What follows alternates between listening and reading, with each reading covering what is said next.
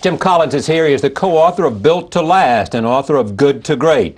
Both of these business books are national bestsellers. He's also a teacher to leaders throughout the corporate and social sectors.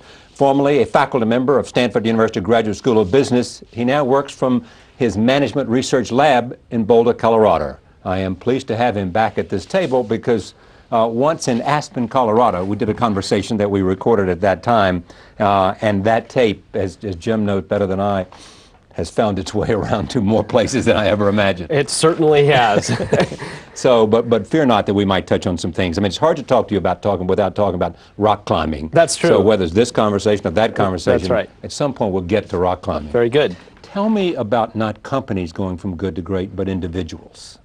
Oh, individuals. Well, you know, it's interesting that you say that because people have often asked, how do I explain the reach and kind of ultimate success of our work, given that they're supposedly business books? And I've puzzled on this myself because they've certainly far exceeded any expectations I would have ever had. And I think the reason in many ways is our questions are not business questions. They're human questions. Like the question, I mean, the question of good to great is a deeply human question. Yes, it's the question of basically saying, look, if you didn't have the right start in life, does that set you for life? If you wake up midway through your life and you only have a good life, can you take control of your own destiny and create a great life? I think people resonate with the notion of an inflection. And so when you think about people, and all of us are kind of on a constant struggle of good to great, but I've learned something very interesting. Let me just share with you a little story that's back from when we were doing the research on good to great. I had an executive who asked if we could take their company out of the book. This was on the positive side of the ledger, because you know we always have the good to greats or the great companies, we have the direct comparisons. And I said, well, you're a publicly traded company, you beat the market by some huge amount, I think it was 15 times the market, you're extraordinarily successful, I'm sorry, ball game, data's in, you went from good to great, you're in the book. So there was this pause, and he said, well, I'm sort of disappointed to hear that. And I was puzzled, and I said, well, why? And he said, the moment we begin to think of ourselves as great, we will have lost it. And I don't want us or our people to pick up a copy of your book and say, think, we're great. We're great. And in many ways, greatness is this elusive thing. Good to great means you're always only good. It also means it's always a journey. It's always a journey. It's always what's next. You're up. Every time you think you're at the top, there's another mountain. What's been the signal moments in that journey for you?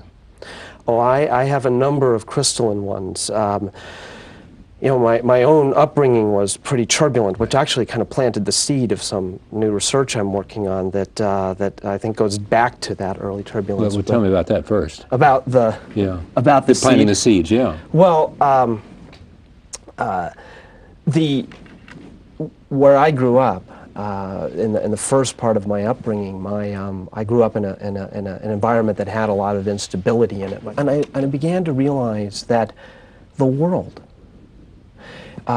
is not always safe ground. There's unpredictable volatility, and it planted a seed of a question in my brain, which didn't emerge until after the last time we were together, which is, what separates those who prevail in the face of all odds, in environments characterized by instability, insecurity, uncertainty, discontinuous events, and not just endure them, not just survive them, but to prevail.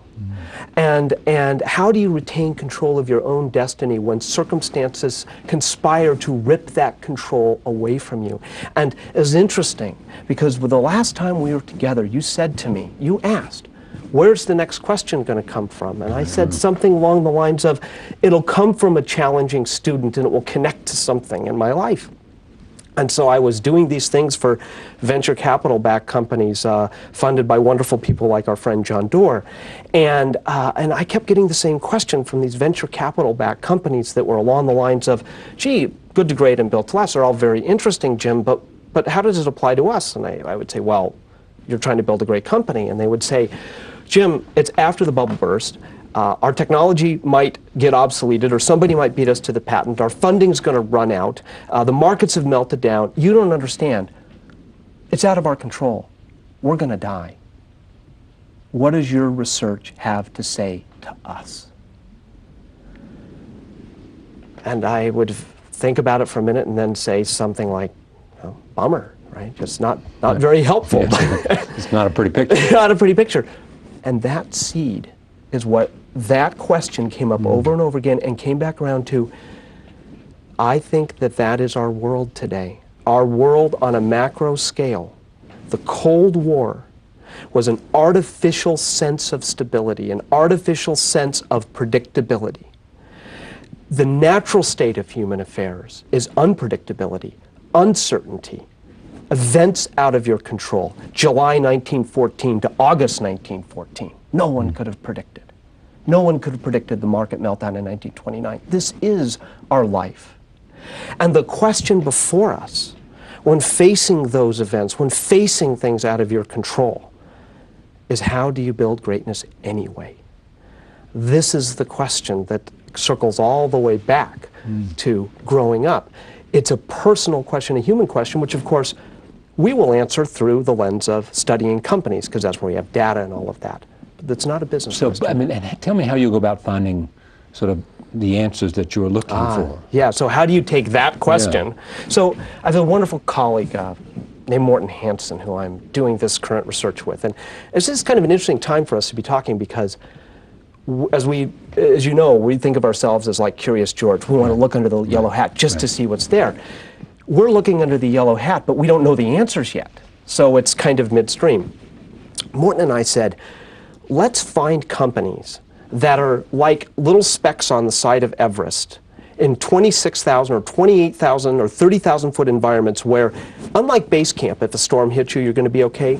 But these are the environments where the storms move fast, they're big, they're out of your control, they can hit you really fast. And if you aren't prepared, they can really hurt you or kill you. So what we did was, Morton said, let's start with IPOs. So we took all 20,400 publicly traded companies from 1971, a massive data set, huge, and we systematically sorted down to find which were legitimate IPOs, then of those to find the 50 best performing IPOs since 1971, based on how well they did 15 years out, then those that show sustainability, and then those that prevailed from that position of vulnerability to greatness in the most severe, difficult, out of your control environments, and yet they prevailed. Compare them to others that were in the same environment that didn't prevail. And so let's ask the question, who are the top 5? Well, I'll give you some of the examples of companies that made it. They're like, let me come back with just one little data point right off the front.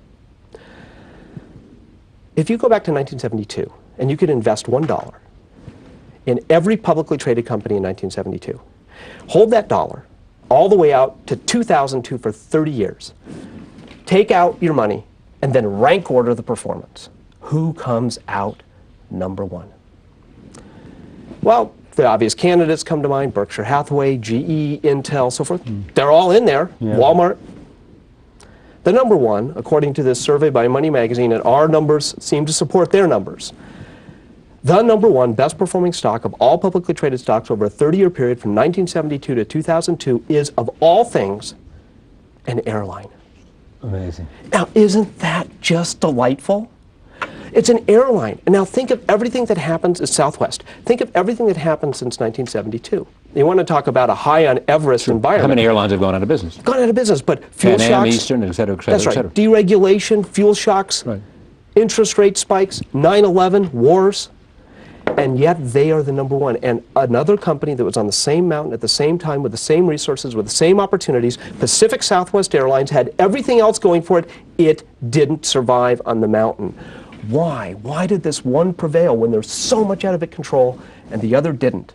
This is the essence of our quest, because in many ways our life for all of us is increasingly, or at least it feels increasingly, like that set of contingencies outside of our control. Some wag would say Kellner. Well, he was one of 4 CEOs in their history. Somebody else would say I don't know what. Tell me.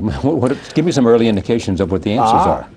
You know that wonderful Sherlock Holmes story, Silver Blaze, where Holmes is talking about the clue to the case, and Watson says, "What was the clue to the case?" And Holmes said, "Well, it was the dog, the curious incident of the dog in the nighttime." And well, the dog didn't do anything in the nighttime. That was the curious incident. The dog didn't bark. And you would have expected it would, so therefore it must have been somebody who knew the dog. Right. Okay, wonderful story. In our research, our first clues are the dogs that don't bark.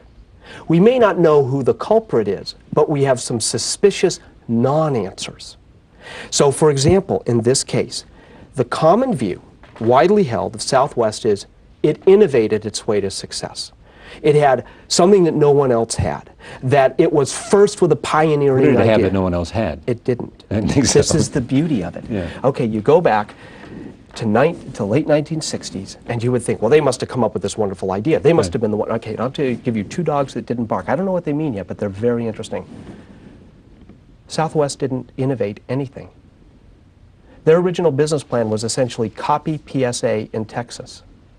They went to California, visited Pacific Southwest Airlines, which at the time was non-competing because of deregulation. And according to two sources, and I want to corroborate it from a third because I found it so astounding, they returned to Texas with some of the operating binders, gratis from PSA, and started Southwest. It was a complete copy, the culture, the model, the short routes, the whole bit. And then here's the other interesting thing. Okay, not only that, so PSA was the innovator, it didn't win. So what about this idea that it's the innovators that win in changing worlds?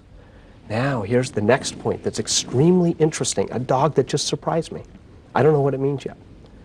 If you look at Southwest's operating model in the late 1970s, roughly 10 points in it, and it's basic. We talked before about the hedgehog concept, the one big thing, and what their hedgehog concept is they could be the best low-cost, high-spirit airline, steadily increasing profit per fuselage. That's what they understood, and they built on that and built on that with this great culture. If you look at the operating model that came from that in the late 1970s, and you compare it to 2005, 9 of 10 points are the same. And what's the 10th? The 10th is that they started doing longer haul routes. Okay, but here's the point. If somebody were to come and say, who is going to most succeed in a world characterized by an immense amount of change, instability, discontinuous, radical events, you would say, who maintains the same operating model. You wouldn't say it's the ones that, you would say it's the ones who change the best. Right. We are finding PSA changed in response to that environment. It died. It changed in response to the environment. It forgot its fundamentals. That's correct. And so one of the things we're learning, is that there's some very, very deep wisdom about not changing in the face of dramatic change. We always think the main question is, how do you bring about change in the absence of a crisis? It turns out there's an equally important question that we didn't know before. How do you retain the discipline to not change your fundamentals in the presence of a crisis? So if a bunch of things happen to you, you have a model on the show, the world changes around you. How do you have the wisdom to not panic, to not change those fundamentals? This I find very, very interesting. My answer was, that's all I know. That may be true for others as well. So we're beginning to see that some of the things you would expect would be the answers, that the most innovative, the most nimble, the most radically changing, that the proper response to a radically changing world is radical change. Yeah, but I mean, let me just test this idea. Yes, no, I don't know the answer yet. All I know is that it's not turning out to be that answer. Well, it seems to me that it would depend on what your fundamentals are. That's correct. 9 out of 10. And how strong they are and how good they are and whether they're right. Let me suggest other things. Bill Gates and Microsoft. Yep. Bill Gates was late coming to a recognition of internet. That's correct. He went on one of his famous... That's right, read his white papers. Yeah, and read all these papers that people prepared for him, and he came back and issued a huge memo. That's right. And said, basically, we have to turn this ship around. Yep. We are being engulfed by something new. If we don't respond to it, we will be over.